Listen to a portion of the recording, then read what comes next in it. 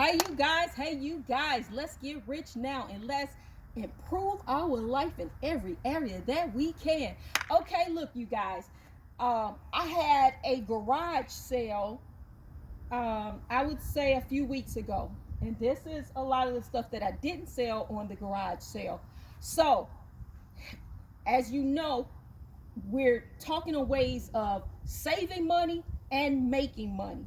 So with the garage sale, I would say I made about maybe 200 and some dollars. I forget the exact amount. Maybe it was 250, 270, 280. So that's how much I made on the garage sale. So I had all these stacks of fives and singles and all of that. So nonetheless, this is a lot of stuff that I didn't sell. So instead of going back next year to have another garage sale on the stuff that I didn't sell, I get rid of it. But I get rid of it in a manner of getting blessed. So when you pay your tithes and your offering, that blesses you because you have to give back. You have to give back to God. If you don't believe in God, call it the universe, call it what you want. We trying to get rich, wealthy, successful, and improve our life. Okay, so this is stuff that we're giving away. So when you give 10% of your earnings. So a lot of people think that when you give 10%, you're just giving it to the church. But what about those that don't believe in giving it to the church? Because there's some people that believe in God, but they be like, well, what they gonna do with the money? So for you guys that don't believe in giving it to the church, you can also give in other ways. You can give to organizations that help something that you believe in. You can give to places like Salvation Army, Respond Now, and other different places that actually help people within the community. So a lot of this right here is stuff that we're giving away. And I would like to say a lot of stuff, like people do need clothes, but they need other stuff too. If you're giving away furniture, if you got furniture that you don't need, give it to an organization that collects for furniture and give it to people that are in need. So if you have furniture, if you have clothes, if you have kids' toys, a lot of kids are not fortunate. Like when I was young, I didn't even know what Christmas. I never enjoyed Christmas as a kid because I didn't get gifts.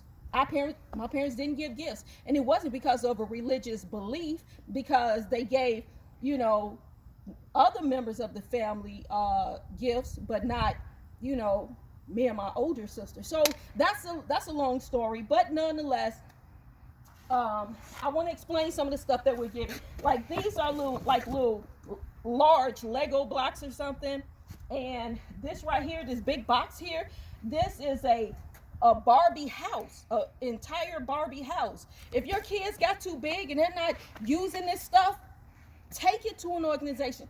Imagine some kid parent who is not able to get them anything for Christmas. They go to, say, Salvation Army or whatever, and they see this big Barbie house. They go home, put it together, and see that it is perfectly good Barbie house with Barbie dolls.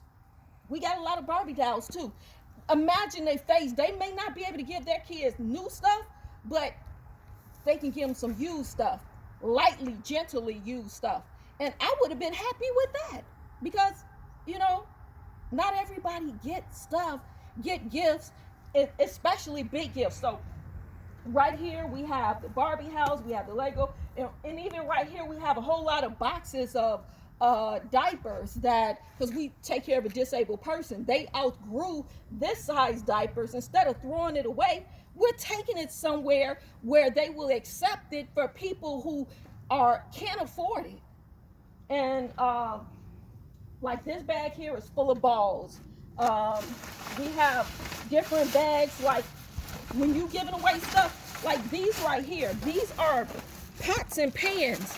Do you know that some people, pots and pans cost money? Do you know some people can't afford pots and pans? And you could be a blessing to that family to get pots and pans. We got all type of toys, and like these boxes here is full of crayons and markers. These are stuff that kids could use that they may not be able to afford.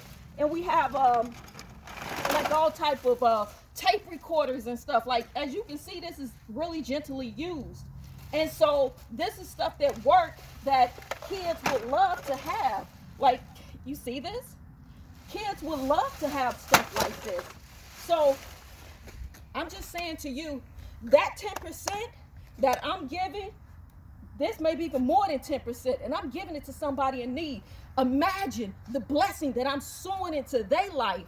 And imagine God looking down on me saying, I gotta bless you.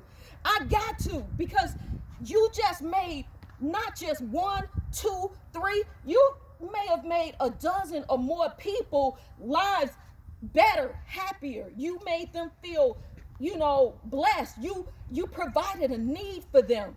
So your 10% don't have to just be what you give in church.